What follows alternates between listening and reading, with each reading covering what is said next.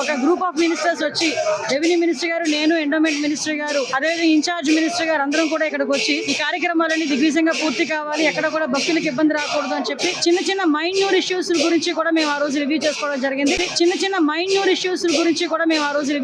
జరిగింది. ఇది unfortunate thing. అక్కడ గోడ ఉంది.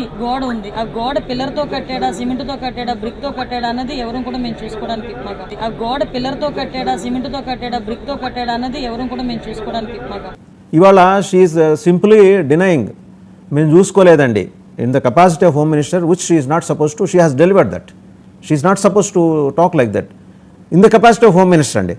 మరి 5 మంత్రులతో వెళ్ళింది, మేము అసలు 20 ఏర్పాట్లు చేసామని చెప్పింది మీరే, ఇవాళ వచ్చి చెబుతున్నది మీరే నిర్లక్ష్యం జరిగిందని. ఇంత బాధ్యత రహిత్యం ఏంటంటే నాకు అర్థం కాదు. ప్రభుత్వం తొక్కిసలాట జరిగితే టీటీడీ బోర్డు చైర్మన్ ఉదాసీనంగా, నిర్లిప్తంగా ఆయన జరుగుతూ ఉంటాయి. ఇంట్లో మనుషులు ఆవుల గురించి మాట్లాడమంటే ఇంట్లో మనుషులు బాటం లేదా అంటాడు.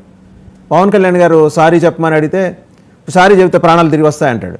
ఏంటి సార్ ఈ అడ్మినిస్ట్రేషను? బట్ మీరేమీ అనుకోవట్లేదా? జనసేన ట్వీట్ చూసారా? దాని కింద కామెంట్స్ చూసారా? అంటే జన సైనికులను కూర్చుంటేనే మీరు సంతాపం చెబుతారని సిగ్గు అనిపించట్లా?